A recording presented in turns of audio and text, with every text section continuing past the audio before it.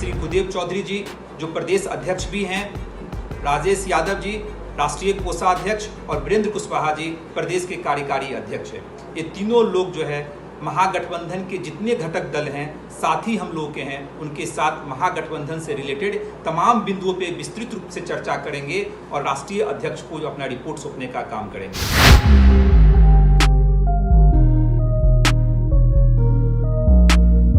नमस्कार, भारत लाइव देख रहे हैं आप। जैसा कीजिएगा वैसा सामने आएगा। राजनीति हो, जीवन हो, अर्थव्यवस्था हो, कहीं भी जो आप करिएगा आपके सामने आ जाएगा। इसी जगह पे सारा फैसला होता है, कोई स्वर्ग नरक नहीं होता है, मतलब ऐसा कहा गया है। अब राजनीतिक रूप से बिहार की राजनीति जिस तरह से अभी चल रही है, इतना ही कहा जा सकता है कि कोई चीज़ फिक्स नहीं है। हर चीज़ नस्वर है, हर गठबंधन नस्वर है। जो फाइनल समीकरण बन रहा है एनडीए में, वो भी अब चिराग पासवान की वजह से बिगड़ गया है। अब महागठबंधन की बात करना बेमानी हो जाता है, क्योंकि महागठबंधन में समस्याएं तो पहले से ही हैं। अब इन समस्याओं को उपेंद्र कुशवाहा, मांझी ये बढ़ा रहे हैं या घटा रहे हैं, इस पर आप विचार कर सकते हैं। लेकिन बड़ी बात यह है कि कहीं ना कहीं बहुत बड़ी मांग नहीं है। अब मांझी और कुशवाहा को आप अगर आरोपी बनाना चाहते हैं तो आप बना सकते हैं, लेकिन आरोप क्या लगाइएगा? आरोप लगाइएगा कि वो कोऑर्डिनेशन कमेटी की मांग कर रहे हैं। ये कोऑर्डिनेशन कमेटी होता क्या है? इससे क्या हासिल किया जा सकता है? इससे आंतरिक इक्विलिब्रियम, जो कि कल मैंने पंचनामा में आपको समझाया था कि एक ऐसी स्थिति पाया जा सकता है जिसमें संवादहीनता न हो लोगों के बीच में। अगर कोई असंतुष्ट है तो उसे संतोष की जगह पहुंचाया जा सकता है, और अगर किसी को लग रहा है कि उसकी बात सुनी नहीं जा रही है या उसके पास कोई अलग राय है या कोई विचार है या कोई आइडिया है, तो उसको सुना जाए और उस पर इम्प्लीमेंट किया जाए। लेकिन हो क्या रहा है कि महागठबंधन में आरजेडी बड़ी तो है ही, लेकिन बड़प्पन नहीं दिखा रही है। ना तो उपेंद्र कुशवाहा की बातों को सुना जा रहा है, मांझी जी कभी कभी अतिशयोक्ति वाली बयान दे देते हैं, लेकिन अगर वो डिमांड कर रहे हैं कि एक ऐसी कमेटी बनाई जाए जिससे महागठबंधन की समस्याओं को हल करने का कहीं ना कहीं मौका मिलेगा, तो ये गलत कहाँ है? लेकिन आपको बता दें कि जहाँ एक तरफ तेजस्वी यादव इन बातों को सुन नहीं रहे हैं, सुनकर अनसुना भी कर रहे हैं, वहीं दूसरी तरफ इन सभी मांगों का वो मजाक भी उड़ा रहे हैं। राजनीतिक समर्थकों को ये बात बुरी लग सकती है, लेकिन बुरा लगना भी चाहिए, क्योंकि आज जिन परिस्थितियों में एक महागठबंधन जो कि 2015 में बना था और नीतीश कुमार पर आरोप लगता है कि उन्होंने 2017 में उस महागठबंधन को अपने महत्वाकांक्षाओं की बलि चढ़ा दिया, तो ऐसा ही तो तेजस्वी यादव भी कर रहे हैं। जो महागठबंधन 2019 में बना था वो 20 में क्यों नहीं दिख रहा है? आखिर क्या गलती हो गई? चुनाव हारे, आपने भी सारी सीटें खोई हैं। अगर बाकी दल आरोप लगाते हैं कि चुनाव हारा गया इसलिए क्योंकि कोऑर्डिनेशन नहीं हुआ था, तो इसमें गलत क्या है? वाकई अंतिम समय तक सीट चयनित किए जा रहे थे और अंतिम समय तक पैराशूट के कैंडिडेट को उतारा जा रहा था। ऐसी परिस्थिति में महागठबंधन कैसे जीत सकता है? कोई भी कैसे जीत सकता है? आपके पास MY समीकरण हो या A to Z हो, लेकिन जीत के लिए आपके पास सबसे जरूरी चीज होता है आपके योद्धा, और अंतिम समय तक आपको पता ही नहीं होता है कि आपके योद्धा कौन होते हैं। पार्टियों को मौका नहीं मिलता है, जिसकी वजह से कहीं ना कहीं हार होती है।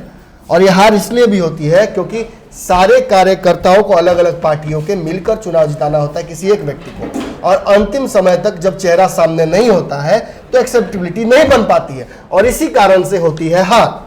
अब इस हार के बाद और परिस्थितियां विकराल होती हैं।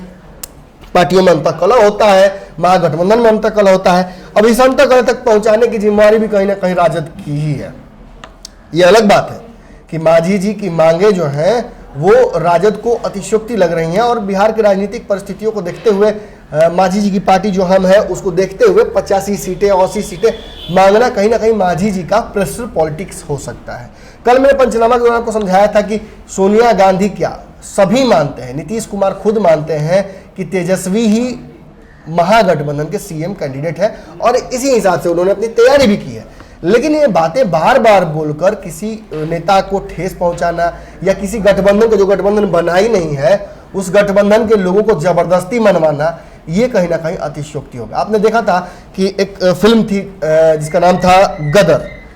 इस गदर फिल्म में सनी देओल ने चापाकल उखाड़ दिया था। उससे पहले क्या हुआ था याद है आपको?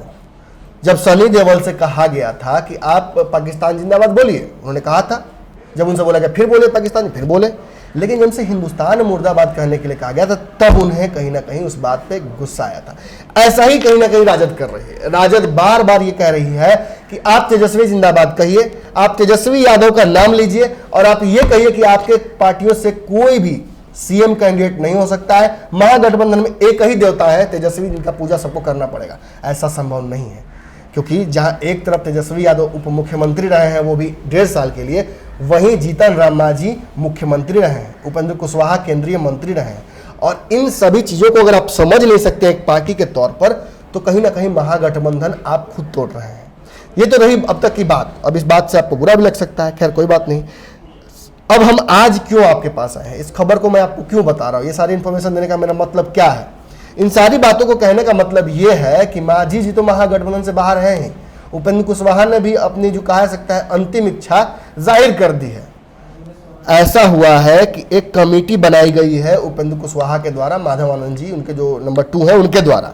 इस कमेटी में रखा गया है 3 लोगों को, एक राष्ट्रीय कोषाध्यक्ष राजेश यादव, दूसरे प्रदेश अध्यक्ष भूदेव चौधरी और तीसरा प्रदेश कार्यकारी अध्यक्ष वीरेंद्र कुशवाहा। अब ये 3 लोग इस पार्टी के नंबर 3, 4, 5 है। मतलब उपेंद्र कुशवाहा और माधव आनंद के बाद इन्हीं तीनों लोगों का नंबर आता है। राष्ट्रीय लोक समता पार्टी के राष्ट्रीय अध्यक्ष माननीय श्री उपेंद्र कुशवाहा जी के आदेशानुसार रालोसपा ने आज 3 सदस्यीय कमेटी का गठन किया है। ये जो 3 सदस्यीय कमेटी गठित की गई है, उनके जो मेंबर हैं वो हैं श्री भूदेव चौधरी जी, जो प्रदेश अध्यक्ष भी हैं, राजेश यादव जी राष्ट्रीय कोषाध्यक्ष और वीरेंद्र कुशवाहा जी प्रदेश के कार्यकारी अध्यक्ष हैं। ये तीनों लोग जो है महागठबंधन के जितने घटक दल हैं, साथी हम लोग के हैं, उनके साथ महागठबंधन से रिलेटेड तमाम बिंदुओं पे विस्तृत रूप से चर्चा करेंगे और राष्ट्रीय अध्यक्ष को अपना रिपोर्ट सौंपने का काम करेंगे। बिहार की जनता चाहती है कि महागठबंधन के नेतृत्व में 2020 में नई सरकार बने, जिसका एकमात्र उद्देश्य हो डेवलपमेंट डेवलपमेंट डेवलपमेंट। डेवलपमेंट पे ही हम लोग पूरा चुनाव लड़ना चाहते हैं, क्योंकि माननीय नीतीश कुमार जी ने बिहार को ठगने का काम किया और 15 साल इतना लंबा वक्त होता है कि किसी भी व्यक्ति और किसी भी गठबंधन को 15 साल का वक्त नहीं मिलने वाला है। इसलिए महागठबंधन की एकजुटता हमेशा बने रहे, यही हम लोग का लक्ष्य है और निश्चित रूप से आने वाले वक्त में बिहार की जनता का आशीर्वाद महागठबंधन को मिलेगा। यानी उपेंद्र कुशवाहा ने कहीं ना कहीं माधव आनंद को भी इसमें जगह नहीं दी है इस कमेटी में। अब इस कमेटी का काम क्या है, उससे पहले आप जान जाइए कि ऐसी ही एक committee, single man committee Jitan Ram Manjhi ने बनाई है। फतुहा के अपने जिला प्रखंड अध्यक्ष को उन्होंने मौका दिया है इस कमेटी में। इस कमेटी का काम क्या है, इस कमेटी का काम है जगदानंद सिंह के साथ वार्तालाप करना और बैठकर बातचीत करके कोऑर्डिनेशन स्थापित करना। यानी जो चीजें उपेंद्र कुशवाहा, जीतन राम मांझी और मुकेश सहनी कह रहे थे कि तेजस्वी, राबड़ी देवी और बड़े नेताओं लालू यादव के साथ बैठकर ये बात करके डिसाइड किया जाए, उस बात पर कहीं ना कहीं मजाक बनाते हुए जगदानंद सिंह को कहीं ना कहीं दिया गया था मौका। और तेजस्वी ने साफ तौर पर शट डाउन करते हुए इन चीज़ों को ये कहा था कि अब मैं बात नहीं करूंगा किसी से, ना ही लालू यादव बात करेंगे, ना ही राबड़ी जी किसी के साथ मीटिंग करेंगे। ये सारी कोऑर्डिनेशन की जिम्मेवारी कहीं ना कहीं जगदानंद सिंह की बनती है। हालांकि जगदानंद सिंह बड़े नेता है, लालू यादव की गैरहाजिरी में वो शायद perhaps the most eligible candidate to discuss Mahagathbandhan, उनको नियुक्त किया गया। लेकिन जिस तरीके से तेजस्वी यादव ने इस बात को कहा, ये कहीं ना कहीं चोट पहुंचा गया मांझी जी और उपेंद्र कुशवाहा को। अब उसके बाद क्या हुआ, उसके बाद कांग्रेस ने कहीं ना कहीं जिम्मेवारी ली थी कोऑर्डिनेशन बनाने की, लेकिन वो भी संभव नहीं हो पाया। बाद में शक्ति सिंह गोहिल ने बहुत सारी बातें कही, जिसमें उन्होंने ये भी कहा था कि अगर महागठबंधन को बचाना है तो कुछ लोगों को अपना घमंड त्यागना पड़ेगा। साफ तौर पर राजद के ऊपर हमला था। उसके बाद हमला राजद ने कर दिया गोहिल जी के ऊपर भी, और कह दिया शक्ति सिंह गोहिल होते कौन है, वो तो बिहार के प्रभारी बस कांग्रेस के हैं, पूरे महागठबंधन के थोड़ी हैं। और उनकी जहाँ तक बात है पकड़ की, तो बिहार में उनका कोई पकड़ है नहीं। अब ऐसी परिस्थिति में कहीं ना कहीं जो इस लफड़े में पड़ रहा है, मैंने कल आपको कहा था कि जो इसमें पड़ रहा है उसकी फजीयत हो रही है। कल कांग्रेस ने भी कहीं ना कहीं ये बात मृत्युंजय तिवारी के माध्यम से आया कि कांग्रेस भी मानती है कि तेजस्वी यादव सीएम कैंडिडेट है, सोनिया जी भी मानती हैं। और कांग्रेस इस महागठबंधन के लफड़े को ठीक क्यों नहीं करना चाहती है, इसी कारण से उसे पता है कि अगर वो बीच बचाव करने आएगी तो उसकी भी फजीयत होगी। और इसी कारण से अब मामला बिगड़ते बिगड़ते यहाँ पहुँच गया है कि जहां एक तरफ जगदानंद सिंह बैठेंगे मीटिंग में, वहीं मांझी जी के प्रखंड अध्यक्ष बैठेंगे। और रालोसपा ने भी 3 लोगों की कमेटी बना दी है। हालांकि रालोसपा की मैं बात करूंगा तो एक सम्मानित पार्टी है, केंद्रीय मंत्री रहे हैं और चीज़ों को अच्छे ढंग से रिप्रेजेंट करना इन्हें आता है। जो राजनीति में कहा था कि संयम और सभ्यता वो भी लेकर आते हैं। तो इन्होंने किसी प्रखंड अध्यक्ष को मौका नहीं दिया है, इन्होंने राष्ट्रीय कोषाध्यक्ष को मौका दिया है, बिहार के प्रदेश अध्यक्ष को मौका दिया है और कार्यकारी अध्यक्ष को मौका दिया है कि ये तीनों बैठकर अब जगदानंद सिंह के साथ डिस्कशन करेंगे। यानी अब आप जानना चाहते होंगे कि नमन मिश्रा जी बताएं कि आखिर अब क्या होगा आगे। तो मेरी बात अगर आपको अच्छी लगती हो और मेरी बात पे अगर आपको विश्वास हो तो ये आप मान के चलिए कि महागठबंधन जैसी कुछ चीज़ अब बची नहीं है। बात रही अगर इन 3 सदस्यीय कमेटी की रालोसपा की तरफ से, तो ये जिस तरह से बनी है और जो टाइमिंग है इसके बनने का, आप निश्चिंत रहिए कि अब समय नहीं बचा है कि कोऑर्डिनेशन किया जाए। मांझी जी के अल्टीमेटमों का भी अल्टीमेटम खत्म हो गया है, कांग्रेस ने जो 5 दिन मांगे थे वो भी खत्म हो गया है। स्थिति ये है कि अब राजद के पास इन पार्टियों का बात मानने का भी समय नहीं बचा है। ऐसी परिस्थिति में क्या होगा वही महागठबंधन से ये 2 दल बिल्कुल बाहर जाएंगे। अब इनके अंदर रहने की महागठबंधन में कोई संभावना नहीं बचती है। हाँ, ये बात जरूर है कि राजद इस बात को लेकर खुश हो सकती है, तेजस्वी यादव इस बात को लेकर खुश हो सकते हैं कि इन दोनों दलों को कोई स्थायी ठिकाना बहुत जल्दी मिलने नहीं जा रहा है। यानी ऐसा नहीं है कि आज छोड़ेंगे तो कल एनडीए में वापस हो जाएंगे, क्योंकि वहां नीतीश कुमार बैठे हैं और नीतीश कुमार जहां बैठते हैं वहां आसपास की जगह को पहले ही रजिस्ट्री करा लेते हैं। और आज जिस तरह चिराग पासवान को इस एनडीए गठबंधन में अपना रास्ता देखना पड़ रहा है दाएं बाएं दोनों तरफ, ये साबित करता है कि कहीं ना कहीं मांझी जी और उपेंद्र कुशवाहा का जिस कारण से मांझी जी उपेंद्र कुशवाहा एनडीए गठबंधन से भागे थे वो भी आपको याद होना चाहिए। नीतीश कुमार ही वो कारण थे, नीतीश की एंट्री और इन दोनों का एग्जिट का उसी दिन चालान कट गया था। तो इस हिसाब से अब नीतीश कुमार तो इन दोनों को आसानी से इस गठबंधन में लाएंगे नहीं, कहीं ना कहीं परिस्थितियां दोनों पर होंगी। दबाव ये होगा कि जिस तरह से आपने सुना है कि मांझी जी जदयू में विलय कर लें, वही कहीं ना कहीं दबाव है और कहीं ना कहीं बात हो भी गई थी कि उपेंद्र कुशवाहा कांग्रेस के साथ अपनी पार्टी का विलय कर लें, अन्यथा महागठबंधन का हिस्सा एक पार्टी के तौर पर तो वो अब नहीं बन सकते हैं। तो ये थी खबर के अलावा आज दिन भर खबरों का सिलसिला हमारे यहाँ जारी रहेगा।